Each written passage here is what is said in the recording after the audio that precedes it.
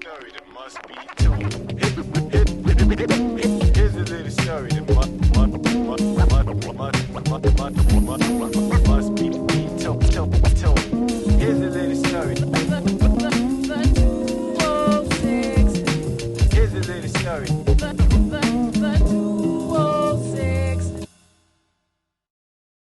My name is Mike Clark. I am born and raised in Seattle, Washington. Grew up on 32nd and Lane, so depending on who you talk to me it's the Central District, but some people will not consider like the Leshigh area as part of Central District, but it's the CD to me. I'm an advocate for elevating the hip-hop scene in the Pacific Northwest. I went to Garfield for 3 years, and then my senior year I went to Rainier Beach. So music for me as a kid, it was mostly R&B that I liked, a lot of the funk stuff in the mid-'70s. You know, obviously I liked the Jackson 5 and, you know, groups like that. But then when you started seeing like the Parliaments and things like that, I started really gravitating towards that type of music. My parents wouldn't let me listen to that music, but I had plenty of friends in the neighborhood who were a little bit older that, you know, had those records and things like that. So we would listen to them in their basements. I started to be exposed to more than what I was just hearing on the radio. And then we had this really big house and we had a closet. I tell Supreme this story all the time that he would have just salivated if he could see this closet. It was just stacked with records and 45s and things like that. I just started getting, you know, more and more into the records. And I remember the first one that was bought for me. I was sick one day from school. My dad was calling to check on me to ask how I'm doing and stuff like that. And he said, well, do you want me to bring you over anything? And I said, can you bring me over a Heatwave record? And so he stopped at what used to be Pay and Save on Rainier and McClellan and picked up the record, brought it home for me. And I think that's really what started me actually buying records. My mom would give me money for lunch, and I would just starve myself out and save up the money at the end of the week and then buy records. The summer of 1983, it was like it was a Friday. I know that for sure. I got this phone call and he's like, hey, you got to come down to Judkins Park tomorrow. And I said, for what? He said, we're rapping. And I said, what are you talking about? He said, we're performing tomorrow. I'm like, oh, for real? He said, yeah. And I said, okay, cool. So I lived up on Beacon Hill at the time, caught the 48 down to Judkins, you know, by myself. And then watched Emerald Street Boys. Gary was one half of Jam Delight, so it was Gary Jam and Big Boss Cross. So Silver Chain Gang, Emerald Street Girls. And then that day, I was just like, oh my God, I don't know what it is that I'm going to do within this genre of music, but I have to do something with it. And it really changed the trajectory of what I was going to do with my life. That kind of kickstarted the journey. Unless you were there, it's really hard to put into words. Like thousands of people, both levels of Judkins, all these vendors, performances. It was just amazing, just absolutely amazing. And it was, you know, prior to like, you know, drugs and gangs and things like that in the area. So it was very safe as well. But it was just energetic. Everybody was into it. Like I said, just crowds of people watching these guys perform. James, Robert, and rest in peace, Eddie Wells. You know, they were all like really clean. You know, the nice, you know, little clean outfits. They had choreography that they did too. But it was just absolutely just mind blowing. I think it was my senior year when I was able to save up enough money to get my first mixer from Zorbist Electronics downtown. As I got the mixer and one turntable, I you know, quickly realized I needed a second turntable. And so had to save up money for that. Bought that one. It was a Fisher turntable. Had the straight tone arm on it. Like the mixers then didn't have a crossfader, so they were like up and down.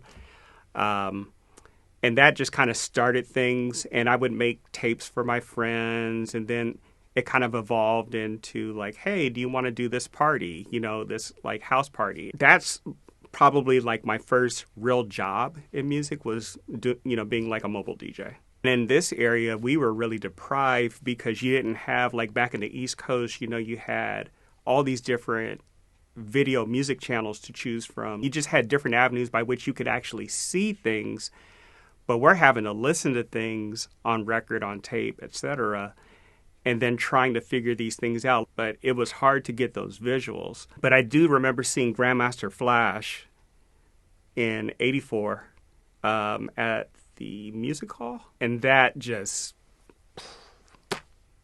blew me away. Grandmaster Flash and the Furious Five was like the gods back then, So going to that show and actually seeing him do what I've been hearing on record was just absolutely just mind-blowing.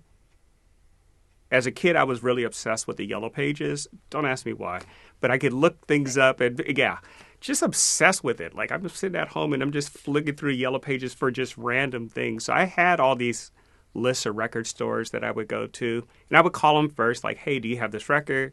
They're like, yeah.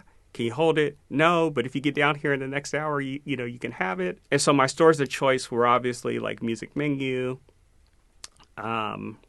Music Land downtown, the things that were really close, like where I could take one bus and get there pretty quickly. Music Land had a lot of stuff because they had a buyer. They're a guy by the name of Russell Smith. And Russell went on to later be the general manager of Beverly's Records and Tapes in the Central area. Russell would, had all the latest hip hop and things like that. And it was more of the commercial stuff. But then when Glenn was like at Music Menu down on Rainier, they were bringing in all the not so common stuff, the Schoolie D's and things like that, like things that you didn't hear on the radio, things that you wouldn't see a video for and things like that. Those were starting to appear at Music Menu. And so I would spend way too much money back then. Just about everywhere had records back then. There's been a lot of people that have done things for me in my life in this industry, a ton of them. Glenn was probably the person that kind of took me under his wing, and I was, unbeknownst to me, trying to kind of model me or mold me into like his protege.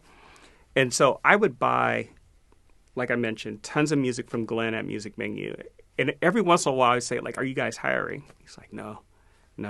This one day in '87, by this time I've got a car. And so I drive up to the Promenade because I heard there was this new record store opening, or had opened, called Beverly's Records and Tapes. So I go in there, and they were still just kind of getting started, so they didn't have like a ton of stuff in there. But there was somebody shopping in there, and the person that worked in the store, her name was Valerie Donaldson. She was the manager. She was helping this person, and as she was helping this person, I don't know, just kind of butted into the conversation. And so I was telling the person, like, oh, you should get this, and you should get that, and you should get this, and you should get that, and blah, blah, blah, And by the time that the person went to the counter, they had like a stack of records to buy. So by this time, I had already left the store and everything. Didn't come back for about a month. And when I came back, she was like, oh, my God, I have been waiting for you to come back. She's like, we want to hire you. Stop going to school. That didn't make my mom happy. Quit my job up at the school and started working at Beverly's full time. That was really where everything started. The dots started connecting with getting more involved in the industry and things like that. Selling music is the best job in the world. If I could make a living selling music, I would absolutely do it 100% because there's no bigger thrill than having people come into the store, especially when you're turning them on to something new and things like that. Like, it's just the best. I think music just connects people. It connects, it taps into your emotions. And, as young people, we tend to lean on music from time to time to get us through tough times and things like that. And so I was able to, embark that on some folks that, would come into the store, my regulars. And it felt very rewarding. Glenn would, when he left Music Menu, we got to work together for one day. And then I'm working at Music Menu, which was like my dream job too, by the way, because I left Beverly's. I got held up one time, really shook me up, stayed there for about a year. And I was like, I just need a break. It took like 6 months off. And then Ness was always just calling and checking in on me pretty regularly just to make sure I was okay and things like that. And he was the one that said, like, hey, Glenn's leaving Music Menu. You should go work there. That was kind of the building blocks of Ness and I's relationship and just getting to know one another, because he was way up there at the top in terms of, you know, kind of hip-hop lore in Seattle. And then he was working at KCMU after Glenn, because Glenn had a show before Ness called Shock Frequency, hence the name Shockmaster Glenn Boyd. So yeah, the retail piece was so, like, that's where I met everybody too. Like the people who are not just my peers in music, but a lot of them are great friends today. So like at Beverly's, it's where I got to meet like the Schoolboys, the Dyra Boys, and that's where I met, you know, my best friend, you know, Funk Daddy. You know, I met him at the store. Music was kind of the bridge of something more broad, you know, with the community here and with the people here. Like, yeah, we met by way of music, but it's like some serious friendships that are, you know, part of this too. And then it got to a point where as they were starting to do music or doing music, you know, I started talking to the owner of the store, a gentleman by the name of Terry Morrison that had owned Beverly's, and seeing if we can get tapes. Can we put these tapes that these guys make in the store, you know, for sale? He's like, oh, you can do consignments. You know, it's like, what's consignment? You know, explain it to me. And then people would start bringing their tapes into the store, and King Yato from Ice Cold Mode, who had this cassette that was like, I swear to you, it seemed like a new LL album had came out because everybody was coming in wanting to buy it. Like that's still in my history of working in retail, like that particular cassette that they had, it was an EP. No other tape on consignment had ever sold as many as Ice Cold Mode. I mean, it was going out the door like crazy. And I'm like, how are people hearing this stuff? Like it's, everybody was coming in the store. You have Ice Cold Mode? You have Ice Cold Mode? You have Ice Cold Mode? Like, this is crazy. This is like, it was on par with like all the national artists at that time. It's also where I met Danny D, you know, Supreme La Rock. I remember he came into the store and I was kind of chalking it up to every other person that would come into the store and say like, yeah, I make music. Yeah, I got a record coming out. I'm signed to this label and things like that. There was a lot of that went on in the community. And I'd say about 95% of it was untrue. But Danny came in, kind of told me the same thing. He's pressing up his own record and stuff like that. And I kind of lumped him into that category. Then he came back like a few weeks later, had a box of records. And I'm like, oh my God, you did this on your own? Like, I was so amazed by that. Where it all started was that when Beverly's opened, they were up in the promenade. Music Menu was, I mean, you know, the distance isn't very far at all. It's maybe a mile and a half, if something like that. And so Terry, you know, was trying to drum up business and things like that because Music Menu had been the spot for so many years. So Terry's like, screw it. Michael Jackson's Bad album's about to come out. I'm going to sell it at cost. So he's selling it for $5.99. And obviously people, you know, I mean, there's loyalty, and then there's like, I'm saving how much money? Like $4 or $5? I'm going to go up here to Beverly's and get this record. So that's what they were doing. And there was just this feud that was going on between Music Menu and Beverly's. And so Glenn, being the person that he was already pretty established as a writer. His store was a Billboard reporting store, meaning they reported every week to the Billboard Rap or the Billboard R&B charts and the R&B singles charts. Billboard was going from manual reporting, and when I say manual reporting, meaning when they would track records with stores that were Billboard reporting stores, they would send them an envelope every week.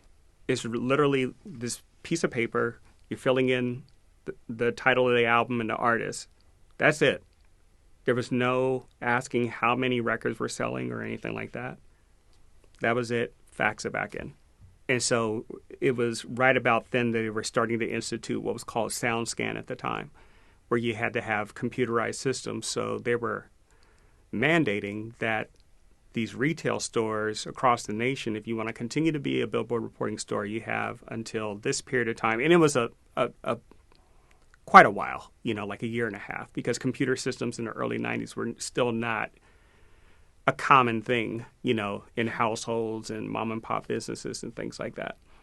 But I bring that up because as I'm tracking these records, with these different stores and things like that, you really get, for the first time, some solid numbers, with how a Kid Sensation record's doing, how a Criminal Nation record is doing, a Rodney O and Joe Cooley and Insane Poetry and things like that. And so you kind of get an appreciation to the volume of records that they're pushing out the doors of these stores in different regions across the United States.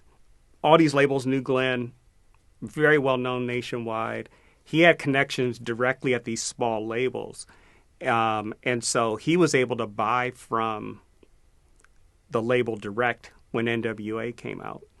And we couldn't find it anywhere. We couldn't get our hands on it. I think it was the NWA and the Posse. So like the compilation tape before they were actually, before like, the NWA albums, the Eazy-E solo projects and things like that. But he took out he's got a big, and its thing was massive, and I wish there was pictures of it somewhere, but there was this big reader board, like really, really tall, that stood right on the corner of where 23rd and Rainier meet. And it said, we have NWA, they don't. Who's they? Beverly's. And it was just so funny. It was so petty, but so funny, too, at the same time. I was cracking up. So I went there one day just as a customer, and it got wind back to Terry that I went to the store. Oh, my God, he was hot. So I would go down there and, buy music. And that one particular time that I went down there and it got wind back to Terry, he was not happy at all. Not happy. The store closed on Rainier, and I'm like, oh, my God, my dream job is gone. Like, what am I going to do? I was just bummed. But the owner of the store, Ray Watson, he said, I want you to come to the Music Menu store in Linwood. I'm like, Linwood? I was like, okay. It turned out to be far better than what I expected. That's where I met B. Mello and Trey. That's where I met King Otto, E Sharp, just a ton of people up at that store. But it was like a foreign land to me because I had been to Linwood before, but it was not for any extended period of time. Now I'm working up there, It was really interesting because even at our store up in Linwood, we had consignment tapes, and it's like, oh my God, this is nuts. But we had like consignment tapes that had been there for like a couple of years of like, I know there was Nirvana. I'm trying to think of the other groups that there were, like Soundgarden and stuff like that, like these really obscure tapes that were on consignment before, grunge became what we know it to be today, because that was a big store, and a lot of it had to do with the fact that Jeff Gilbert was up at that store because he was kind of the pulse of everything that was like rock and metal and things of that sort in this area, in grunge. Mm-hmm. Yeah. I'm already working in retail. Glenn had left the Seattle area because Glenn and Ness were hosting the show. And Ness wanted something a little different on the show, so he hired, there was a good friend of mine, her name was the First Lady, and she used to rap in the area and things like that, and she was the co-host of KCMU, for a while. Somewhere down the line, they made another change, and Ness was like, do you want to co-host the show with me? I'm like, okay. And I remember, I don't know if I even told Ness this story, but like my stomach was turning the night before. I was so nervous. Cause like, I've never done this before. I don't know what I'm doing or anything like that. It was a lot of fun, working there at the station and not having to conform to what I knew of radio to be. We had free reign within reason, but it was a lot of fun. Really, really tiny space. If like Ness and I could fit in there and maybe be mellow, but that was about it in the booth. But it was a blast. What kind of became my thing that I became more vested in was the local music spotlight. So that was the last half hour of the show, and we would ask people to send in music, and as long as it was clean, we'd at least play it once, and so that was a ton of fun too, because again, these people that I've now like forged relationships with over the years, working in retail and things like that, are now sending in their music, and we're getting to play them on the radio. One in particular, like with the Ghetto Children, I fell in love with Ghetto Children like the moment Autumn Jam '93. I think it was at Seattle Central Community College. But saw Vida, Be Self, and I was just like, oh my God, these guys are good. Ended up writing about them in The Flavor. We're playing their music on KCMU. From there, it caught a little bit of national attention. I got them a demo deal with Geffen. If I remember correctly, they would have been the second rap act on Geffen, so it would have been the Roots, Ghetto Children, and then everything else after that. But to their credit, the producers because it was a demo deal where they want you to like work with kind of house producers to kind of refine their sound and things like that. And so to their credit, even though Bill and Vida were young, they had the wherewithal and the knowledge that like we're not letting anybody compromise our sounds, and kind of nixed the deal. I just want to see people from here succeed, and see the scene grow. There's never been a short of talent here. It's just been that exposure and getting people to see beyond, the borders of Washington, that there's talent in this area. I worked at Nasty Mix Records from, I think it was May of 1992. Is that right? It was up until the doors closed. But that was a fun job as well. I took, yet again, a Glenn Boyd position. So I'm always coming behind Glenn. So there was the music menu thing, there was the KCMU thing, and now I'm following in his footsteps as the National Retail Promotions Director at Nasty Mix. So my great friend Rachel Crick, she was a college rep for Sony in this area. They had invited me, her and Allison Pember, Cookie Head, from The Flavor. So they're the two founders of the magazine. They invited me to their magazine release party, I guess, for a lack of a better term. Went to that, and Allison had said, if you ever want to write for the magazine, you can. And I'm like, oh, really? I'm like, cool. And so, like, I think it was the second issue that I began writing for them, being the local music editor. And I was like, oh, this is right in my wheelhouse. Perfect. So again, this is an opportunity to put shine on the Ghetto Children, Silver Shadow D, all these different artists that are in Jason the Fourth Party, all these different artists in the area that were doing things during that period of time, and getting them some exposure beyond just Seattle. Just another way to kind of give back and give exposure to our scene. There's a ton of talent in this area. Like I really believe that, and I just want to continue to see people shine.